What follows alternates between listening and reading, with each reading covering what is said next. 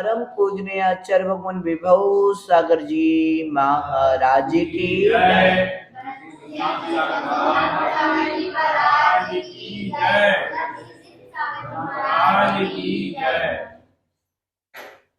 प्रिय आत्मन, जिसने जैसा जब किया, जिसने जैसा जब किया, उसका फल उसने पाया।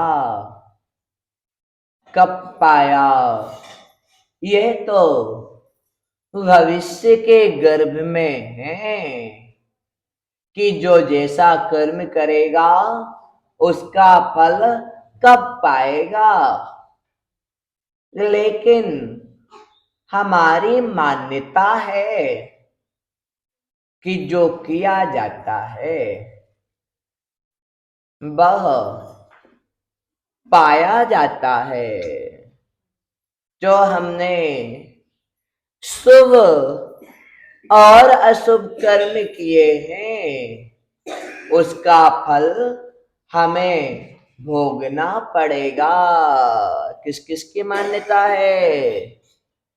संदीप अंकल, मान्यता ऐसी है कि नहीं है? है ना? बोलो हाउ, बोलो हाउ। तो प्रिय आत्मन, जिस माँ ने जो रोटी बनाई है वह रोटी किसको खानी पड़ेगी? जिसने जो रोटी बनाई है वह कौन खाता है? हाँ, स्वयं भी खाते हैं और पर को भी खिलाते हैं।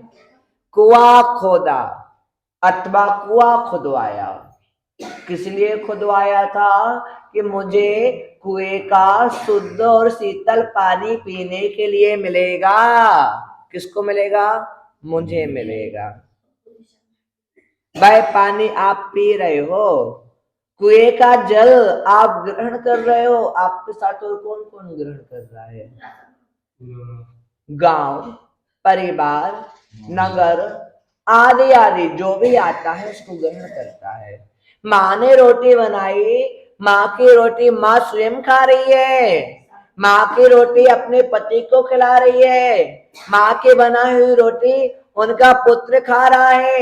माँ की बनाई हुई रोटी माँ के सास ससुर खा रहे हैं। माँ की बनाई रोटी माँ के पिता और माता खा रहे हैं और जो रिलेटिव्स आए हैं वो भी खा रहे हैं। माँ की बनाई रोटी किस किसने खाई? सबने। जो घर के भीतर आया, जो घर की देहरी के अंदर आया, उसने माँ की बनाई हुई रोटी खाई। जो जो घर के भीतर आया उसने घर के भीतर के कुआं का पानी पिया। कितना पानी पिएगा? जितना कुआं में पानी है उतना पानी। जितनी प्यास होगी उतना पानी पिएगा। जितनी रोटी होगी, जितनी रोटी होंगी उतनी रोटी खाएगा। जितनी रोटी होगी उतनी रोटी नहीं खाएगा। जितनी भूख लगी रहेगी उतनी रोटी खाएगा। ऐसे ही संदीप जी, आपके यहाँ 100 रोटी बनी, कितनी रोटी बनी? 100 रोटी। आपने कितनी खाई? जितनी भूख लगी थी। मान लीजिए आपके घर के किचन में अथवा चौके में एक डिब्बे में 20 रोटी रखी है। 20 रोटी रखी। आपके घर में कितने सदस्य हैं? 5 सदस्य हैं। तो पांचों के हिस्से की 20 रोटी है। 4-4 रोटी बैठी। यदि हिसाब लगाया जाए कितनी कितनी रोटी? 4-4। लेकिन आप 6 रोटी खाते हो। कितनी रोटी बची? 14 बची। आपकी जो वाइफ है मतलब आंटी जी हैं वो 5 रोटी खाती, कितनी रोटी बची? 9 रोटी बची। अब 3 बच्चे हैं, जिसमें से बड़ी बेटी 4 रोटी खाती है। कितनी बची? 5। जिसमें से दूसरी बेटी 3 रोटी खाती है। अब कितनी बची? और बेटा दुबला पतला है, सिंगल हड्डी का, सिंगल हड्डी का बेटा है। कितनी रोटी खाएगा? 1.5 या 2 रोटी, है ना? कितनी रोटी हो गई? 20 रोटी पूरी हो गई। ठीक है ना? बनाई हुई 20 रोटी थी, लेकिन 20 रोटी को खाने वाले कितने? 5 लोग थे। उसी प्रकार से रोटी तो पर्याप्त थी, लेकिन जिसने रोटी बनाई उसने पूरी रोटी नहीं खाई और रोटी खत्म हो गई। डिब्बे में रोटी रखी थी, तो कर्मों का आगमन उसी तरह से, कर्मों का बंध जिस तरह से डिब्बे में रोटी, कर्मों की निर्जरा, धीरे धीरे करके सबने अपने अपनी थाली में रोटी ले ली और रोटी का मोक्ष आपके पेट में पहुंच गई। 7 तत्व होते हैं। कितने तत्व होते हैं? कौन कौन से होते हैं? आपको नाम आते होंगे? जीव तत्पर सूत्र के पहले अध्याय का 4था सूत्र, जीवा जीवाश्रव बंध संबर निर्जरा मोक्षास्य तत्वम। कितने तत्व हो गए? 7 तत्व। कौन से नंबर सूत्र में? पहले अध्याय के 4थे नंबर सूत्र में। जीवा जीवाश्रव, जीव अजीव आश्रव, बंध संबर निर्जरा, बंध संबर निर्जरा मोक्षास्य तत्वम और मोक्ष, ये 7 तत्व हैं। कौन कौन से हो गए? जीव अजीव आश्रव बंध संबर निर्जरा और मोक्ष। पहला तत्व कौन सा है? जीव तत्व। जीव तत्व को क्या पाना है? मोक्ष पाना है। क्या पाना है? मोक्ष पाना है। जीव पहला तत्व है, उसको यात्रा कहां तक के करनी है? 7वें तत्व तक पहुंचने की यात्रा करनी है। तो जीव तत्व को किसका सहारा लेना होगा? अजीव का, पुद्गल का। यदि पुद्गल ना हो तो साधना नहीं हो सकती। यदि पात्र ना हो तो दूध गर्म नहीं कर सकते। यदि किसी माँ से बोलो कि माँ दूध गर्म करना है, क्या करना है? दूध गर्म करना है, लेकिन पतीले में रख के मत करना। अब माँ सोचे कि कैन के अंदर कर लें, फिर बोल दिया कैन के अंदर मत करना। माँ वो सोचे कि कढ़ाई के अंदर कर लें, कढ़ाई के अंदर भी नहीं करना। मतलब कहने का तात्पर्य है कि किसी बर्तन के अंदर मत रखना और दूध गर्म कर लेना। ऐसा पॉसिबल है? बिना पात्र के दूध खराब हो जाएगा। इसलिए आत्मन बिना शरीर के आत्मा सिद्ध नहीं, साधना नहीं कर सकती। और जो जो आत्मा शरीर में नहीं है वह संसार में नहीं रह सकती। जो जो आत्मा शरीर में नहीं है, ऐसे 3 ही समय लगते हैं।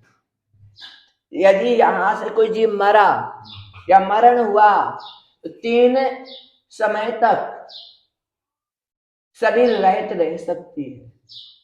मतलब अगले शरीर के लिए जब गमन करती है विग्रह गति में, जीव 3 समय तक बिना शरीर का रह सकता है, लेकिन 3 समय से अधिक नहीं रह सकता।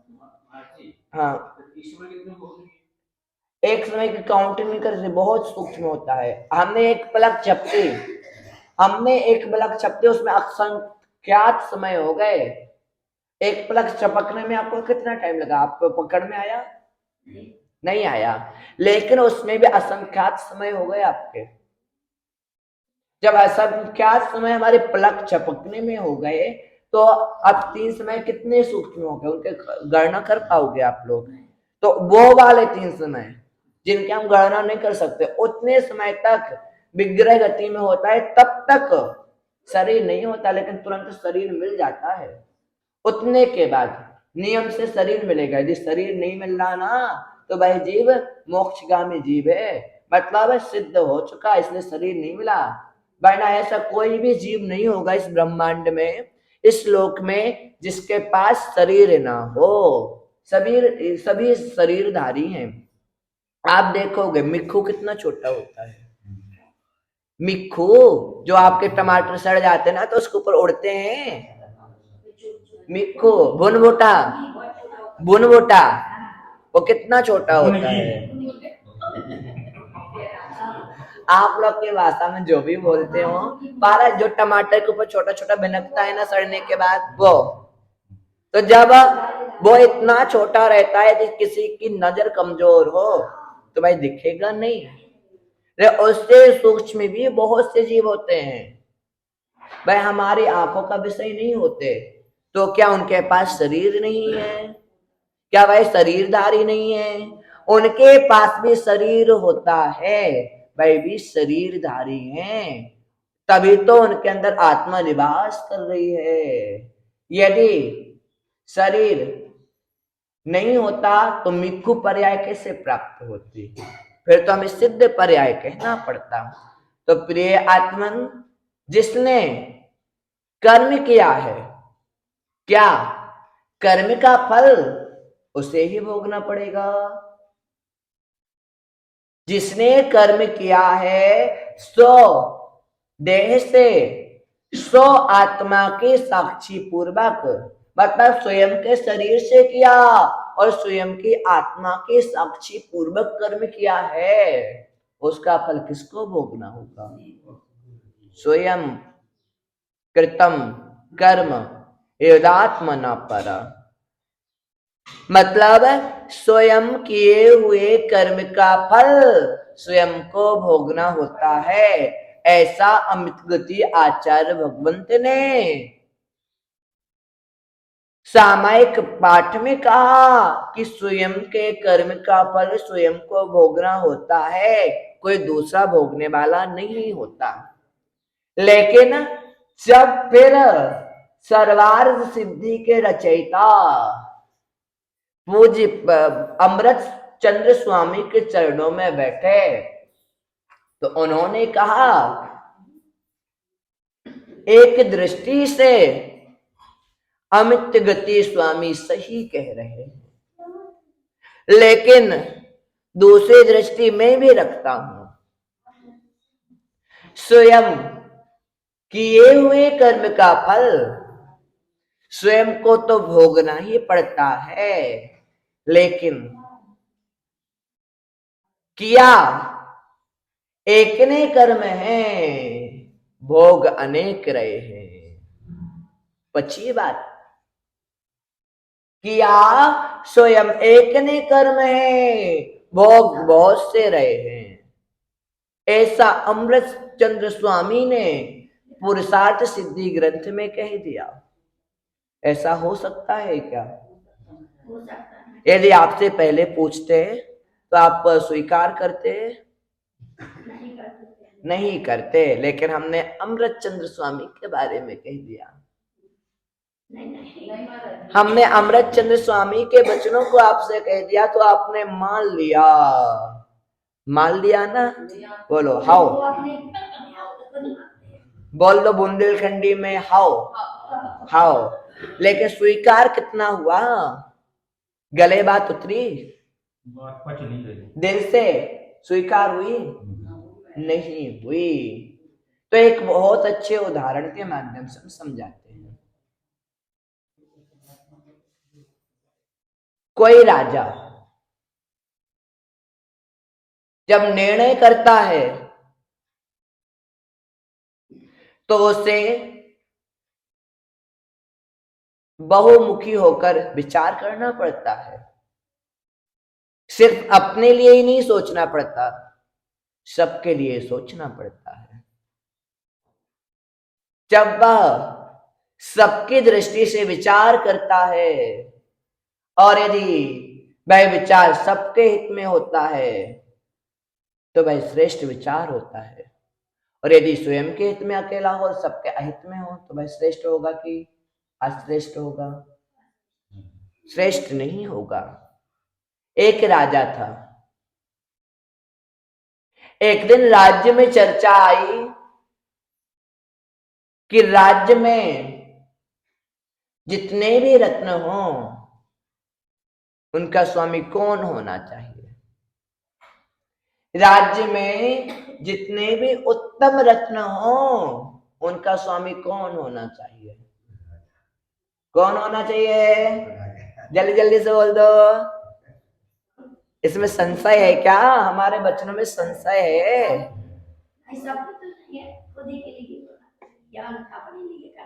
दादाजी, होटल वाले, जितने राज्य में रत्न हो उनका मालिक कौन होना चाहिए? राजा होना चाहिए। बहुत अच्छी बात। आप संदीप जी? नहीं, राजा मालिक है, पूरे राज्य का राजा संचालक है। कौशल्य विभाग होगा तो वो किसकी दृष्टि से किसका है? राजा का है, वो संभाल रहा है, तो मालिक कौन हुआ? राजा हुआ। अब बबलू जी, राज्य में जितने प्रकार के रत्न होते हैं उनका मालिक कौन होता है? आपका नाम क्या है श्रीमान जी? सुरेंद्र जैन। तो सुरेंद्र भैया, राज्य में जितने रत्न हो उनका मालिक कौन होना चाहिए? ये राजा कह रहे, वो राजा कह रहे, वो राजा कह रहे, आप भी बता दो मैं लिए, तो हमें पक्का हो जाएगा। पंचों की बातें सिर माथे। हाँ, राजा 4 पंच हो गया, 5वां पंच और चाहिए। अब दादा बब्बा जी, राज्य में जितने भी रत्न हैं उनका मालिक कौन होता है? पंचों की बातें कोई नहीं होता, तो फिर कोई भी चुरा के ले जाएगा उसके राज्य के रत्न। राजकोष में है कि? राजकोष में है, तो उसका मालिक राजा हुआ कि नहीं हुआ? राजा हुआ। तो अब 5 पंचों ने स्वीकृति दे दी, तो हमें बची कि नहीं बची? हमें बची कि नहीं बची? हाँ दादी, ये बात हमारे लिए पची कि नहीं बची? नहीं पची ना? नहीं पची, सही कह रही दादी। बब्बा जी, हमारे लिए बात पची नहीं। राज्य में जितने उत्तम रत्न होते हैं सबका मालिक राजा होता है। जो धन दौलत होता है उसका मालिक कौन? राजा। जो महल आदि भी तो रत्न होते हैं ना, मतलब उत्तम क्वालिटी का महल आदि भी किसके अधीन होता है? राजा के अधीन होता है। उत्तम सेवक किसके अधीन होते हैं? राजा के अधीन होते हैं। लेकिन राज्य में एक बार ऐसी बात छिड़ी, सभी बैठे हुए थे, सभी से पूछा जा रहा था कि राज्य में जो उत्तम रत्न होते हैं उसका मालिक कौन? अब सभी राजा के सामने बैठे, मालिक आप। क्या बोला? मालिक आप, मालिक आप। उस नगर में एक मुनिराज भी आए थे, हमारे जैसे, ये नहीं, हमसे भी अधिक ज्ञानी मुनिराज आए थे। अब उन्होंने कहा कि सब कह रहे हैं मालिक आप, तो क्यों ना अब एक दिगंबर मुनिराज से पूछ लें। दिगंबर मुनिराज कभी झूठ नहीं बोलते। नान्यता मुनि भाषणम, मुनिराज के वचन हमेशा सत्य होते हैं, ये आपको बिलीव करना चाहिए। मुनिराज से पूछा गया कि राज्य में जितने रत्न हैं उनका मालिक कौन होता है? मुनिराज कुछ नहीं बोले। मुनिराज ऐसे वचन नहीं बोलते हैं जिसमें संशय उत्पन्न हो जाए। महाराज ऐसे वचन नहीं बोलते जिसमें स्वयं मुसीबत में पड़ जाएं, जिसमें स्वयं धर्म के ऊपर संकट आ जाए। मुनिराज के मुख से ऐसे वचन नहीं निकलते। मुनिराज मौन है, सभी बार बार पूछ रहे महाराज रत्नों का स्वामी कौन। महाराज चुप। फिर पूछा महाराज रत्नों का स्वामी कौन। कुछ नहीं बोला। दिगंबर मुनि कुछ नहीं जानते। उनकी और ये भी कहा गया मौनम सर्वार्थ साधनम, मौन सभी सिद्धियों का साधन है, ये सोचा गया। और कोई कोई ये भी बोल देता है मौनम स्वीकृतिम। हमारे शास्त्रों में लिखा मौनम सर्वार्थ साधनम, और अन्य जगह लगाएं तो मौनम स्वीकृतिम। क्या? मौन रहना ही स्वीकृति है। राजा प्रसन्न हो गया। राजा प्रसन्न हो गया कि मुनिराज ने कुछ नहीं कहा। अर्थात मुनिराज ने स्वीकार कर लिया कि संसार में जितने रत्न होते हैं उन सबका मालिक कौन? राजा। अब आप बता सकते हो मुनिराज ने कुछ क्यों नहीं बोला? कोई बताएगा? नहीं बताएगा। उसका रीजन ये था कि राज्य में जो राजा की कन्या है, राज्य में जो राजा की कन्या है वह भी राज्य का ही एक रत्न है। अब रीजन समझ आया? राज्य में राजा की जो पुत्री है वही भी रत्न है। राजा के मन में विकार था, राजा के मन में छल था, राजा के मन में कपट था। इसलिए राजा पूछ रहा था राज्य में जितने रत्न उसका मालिक कौन? जी महाराज आप। लेकिन मुनिराज दूरदृष्टि होते हैं। मुनिराज पूर्वापर विचार करते हैं उसके बाद बोलते हैं। लेकिन जहां पूर्वापर विचार ना किया जाए या फिर जो वो बोलेंगे उनके वचनों को ना माना जाए तो वैसे वचन नहीं बोलते मुनिराज। मुनिराज मौन रहे। राजा ने स्वीकृति समझ ली और अपनी ही पुत्री से विवाह कर लिया। अपनी ही पुत्री से विवाह कर लिया। अनर्थ हो गया। सभी प्रजावासियों की स्वीकृति हो गई थी। सभी प्रजावासियों ने कह दिया था कि राजा राज्य के रत्न आपके। इसी शब्द को कहने से राजा ने पुत्री से संबंध बना लिए। इसमें राजा को स्वीकृति किसने दी? प्रजा ने। पाप किसने किया? राजा ने। पाप किसने किया? राजा ने। फल कौन भोग रहा है? प्रजा। एक पाप करता है फल को बहुत सारे भोगते हैं। अब समझ गए? इसलिए कोई भी किसी भी प्रकार की स्वीकृति होती है तो उस पर पहले बहुत विचार किया जाता है, फिर उसके बाद स्वीकृति दी जाती है।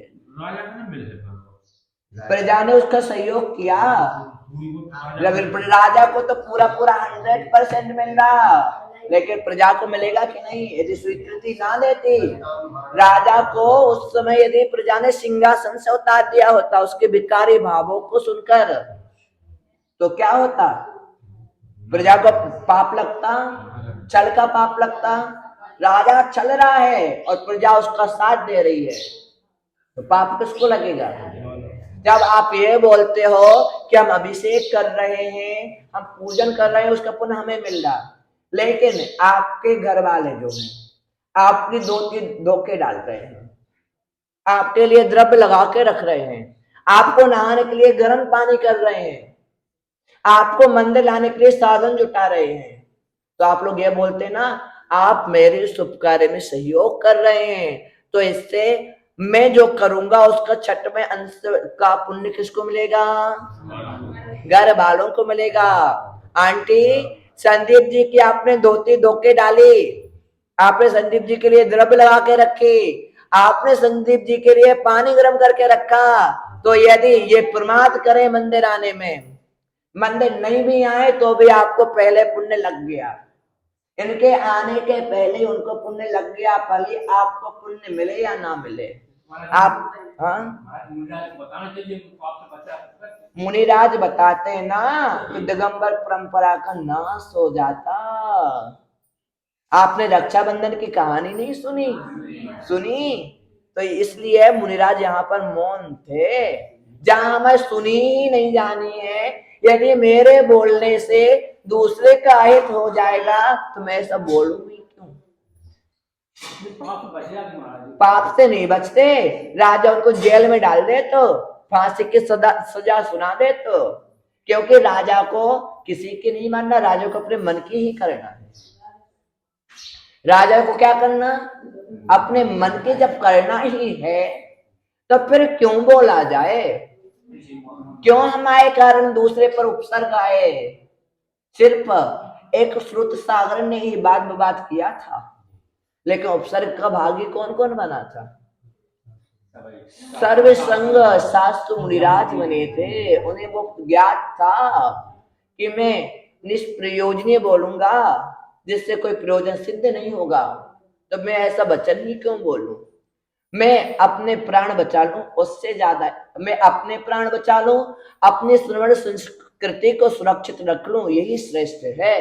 राजा और प्रजा अपना अपना कर्म जाने, क्योंकि उनके पास इतना विवेक है, इतनी बुद्धि है, फिर भी बुद्धि और विवेक का यूज नहीं करे तो इसमें मेरा कौन सा दोष? मैं तो आपको समझा सकता हूं, मैं आपको 5 पाप के त्याग का उपदेश दे सकता हूं। यदि आप 5 पाप का त्याग ना करो तो इसमें मेरा क्या दोष? और यदि मैंने जैसे कोई कमी आपकी बताई, आपको बुरा लग गया और आपने मेरे ऊपर उपसर्ग कर दिया, या फिर आप मेरे प्राण लेने के लिए आ जाओ, तो इसमें बुद्धिमानी क्या है हमारी कि आपके दोषी ना बताएं? आपको जो करना आप करो, हमें जो करना हम करें, क्योंकि हम आपके निर्णय देने के लिए, आप कैसे हो इसका निर्णय देने के लिए मैंने घर नहीं छोड़ा है। मैंने तो खुद की आत्म साधना के लिए घर छोड़ा है। यदि मैं सबके निर्णय करते रहूं ना, मतलब मुनिराज, मैं से मतलब मैं नहीं, शुद्धात्म सागर नहीं, एक मुनि की बात कर रहा हूं। जब मुनिराज सबका निर्णय करने बैठे रहे ना, तो ना तो कभी सामयिक कर सकता है, ना स्वाध्याय कर सकता है, और ना अगले अगले कृति कर्म कर सकता है, आत्म कल्याण नहीं कर सकता। इसलिए शास्त्रों में कहा है, जो साधु मंत्र तंत्र आदि देते हैं उन्हें कोटि गति का बंध होता है। जो मंत्र तंत्र आदि सिद्धि आदि करते हैं और दूसरों को मतलब संसार वर्धक वाले मंत्र देते हैं, उन्हें खोटे गति का बंध होता है। अब आप कहोगे विमल सागर जी भी मंत्र तंत्र देते थे, तो विमल सागर जी को भी खोटी गति का बंध हुआ होगा। तो विमल सागर जी का कहना यह था कि मैं जो मंत्र देता हूं वह जैन मंत्र ही देता हूं। हम लोग ने उनकी बुक पढ़ी, उसमें उन्होंने जितने भी मंत्र दिए सब जैन मंत्र दिए हैं, अजैन मंत्र नहीं दिए। और जिनेंद्र देव की श्रद्धान वाले मंत्र दिए।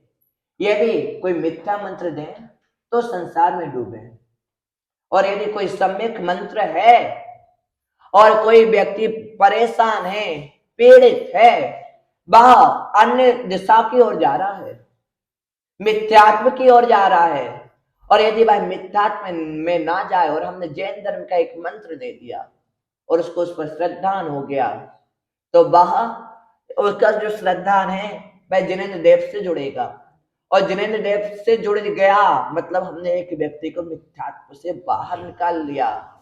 जब कुएं में मेंढक होते हैं ना, बहुत सारे मेंढक, यदि कोई मेंढक कुएं से निकलने का प्रयास करता है, अगले मेंढक क्या करते हैं? उसकी टांग खींचते रहते हैं, जब एक व्यक्ति के ऊपर कोई प्रॉब्लम आएगी तो वह यही कहेगा, और वो धर्म करेगा तो ये क्या कहा जाएगा, देखो तुम्हारे धर्म में इतनी ताकत नहीं है कि तुम्हारी प्रॉब्लम दूर कर दें। इतने सालों से धर्म कर रहे थे, इतने सालों से पूजन आदि कर रहे थे, लेकिन तुम्हारे लिए क्या मिला, कुछ भी तो नहीं मिला। और देखो मैं तो रोज सिनेमा जाता हूँ, मैं रोज अन्य कार्य करता हूँ, मैं कितना धनवान हूँ।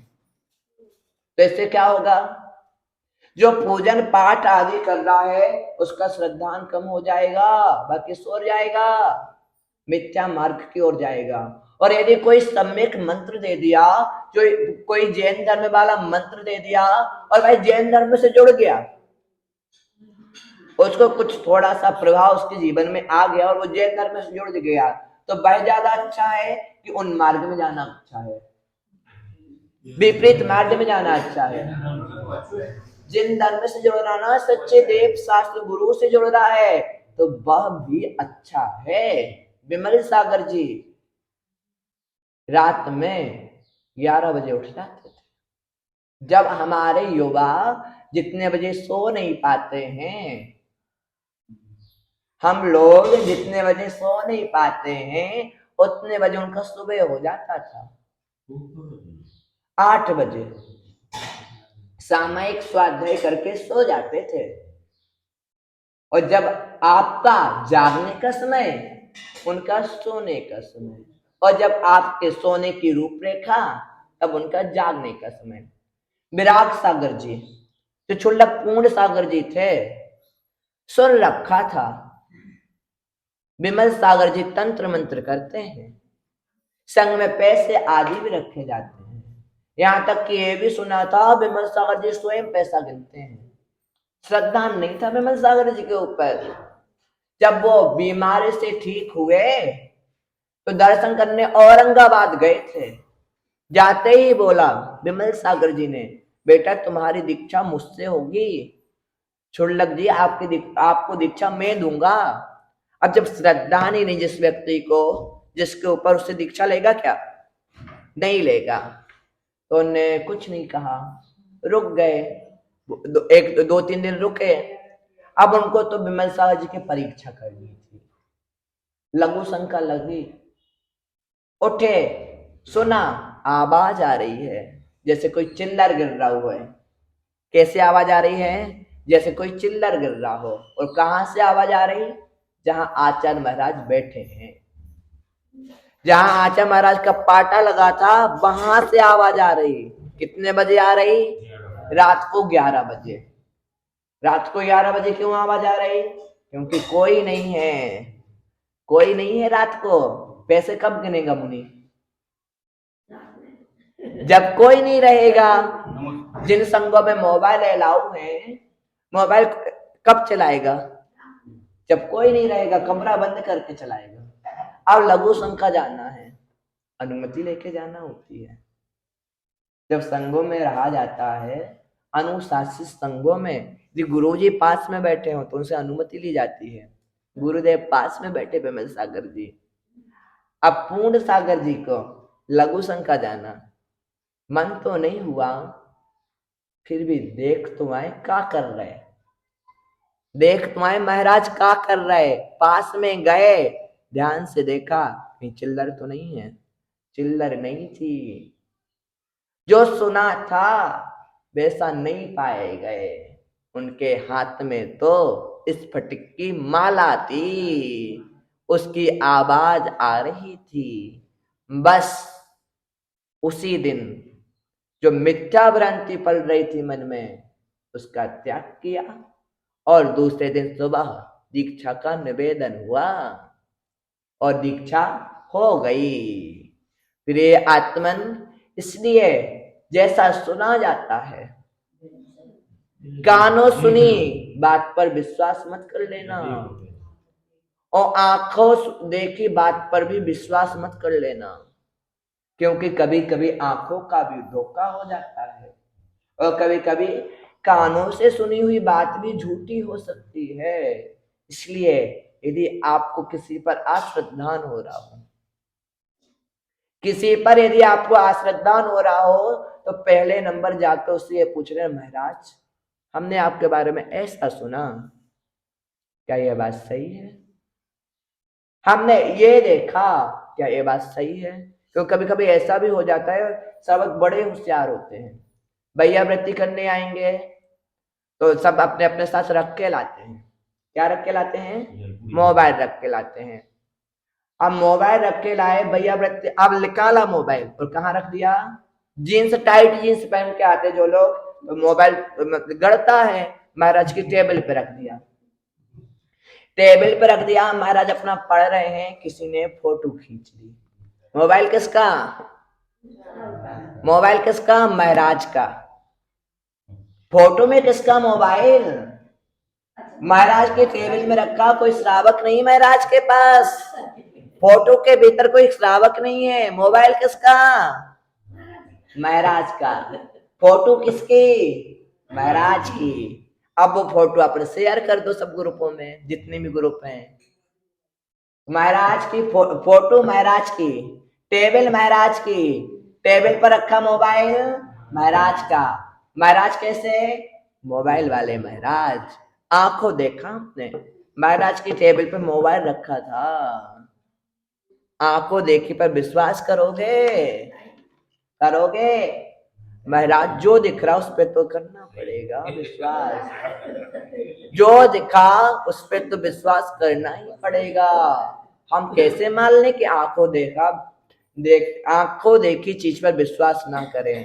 तो प्रिय आत्मन, जिस प्रकार से टेबल पर रखा मोबाइल महाराज का नहीं हो सकता, उसी प्रकार कुछ ऐसी भी बातें होती हैं जो हमने आंखों से देखी, वे सत्य नहीं हो सकती।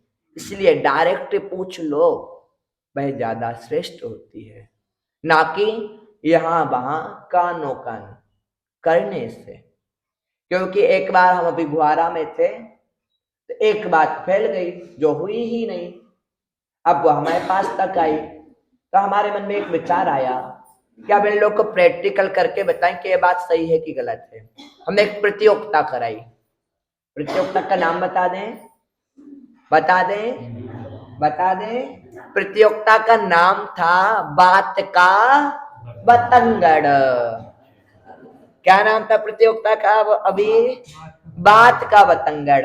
जब सबने देखी प्रतियोगिता कैसी होती है, तब सबको आनंद आया कि हम जो बात बोलते हैं, वाह, यहां से तो हमने सम्यक बोली, सही बात बोली, लेकिन आगे आगे जाते जाते भाई बात कितनी बिगड़ जाती है, तो भाई हो जाती है बात का बतंगड़। इसलिए मुनिराज को झूठ नहीं बोलना। जो मुनिराज यदि सम्यक रूप से किसी को धर्म में स्थिर रखने के लिए जैन धर्म का मंत्र, रमोकार मंत्र आदि दे रहे हैं, वो मिथ्यात मार्ग में नहीं जाएगा। वो सम्यक से जोड़ रहा है तो सम्यक मार्ग हुआ।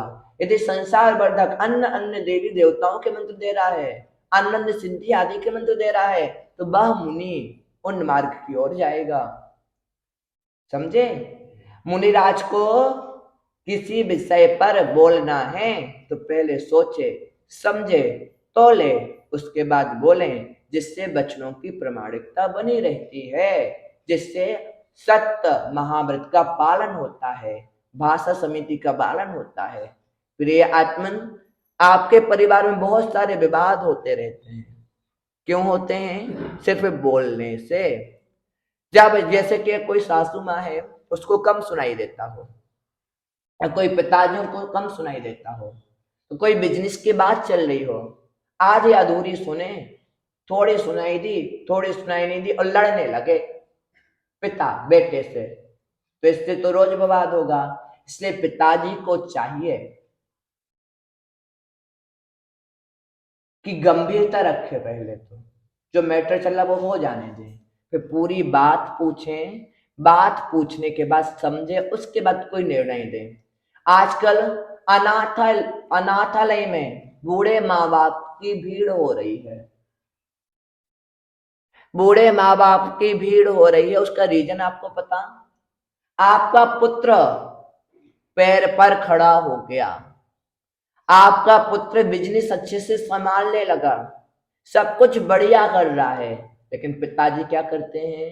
वही बूढ़ी सोच, जैसा शरीर हो गया वैसा ही उनकी सोच हो गई। भाई अपने ढर्रे से जीना चाहते हैं, लेकिन पुत्र अपने तरीके से जीना चाहता है। पिता अपने ढर्रे से पुराने तरीके से बिजनेस करना चाहता है, लेकिन अब उसमें बहुत सारी प्रोग्रेस हो गई है। यदि आपके तरीके से बिजनेस करेगा तो बिजनेस फेल हो जाएगा। भाई अपने नई तरीके से बिजनेस करना चाहता है, पिता बार बार टोक रहे हैं, बेटा ऐसा नहीं ऐसा करना, बेटा ऐसा नहीं ऐसा करना, तो क्या पिता और बेटे की बनेंगी? इसलिए पिताजी को चाहिए बेटा खड़ा हो गया अपने पैर पर तो पहले ही चाबी सौंप दें, बेटा अब ये दुकान तुम्हारी है, तुम्हें जैसे मेंटेन करना हो अपने हिसाब से मेंटेन करो। उसी प्रकार से सासें अपने बहुओं को चाबी, यदि शांति चाहिए, क्या चाहिए?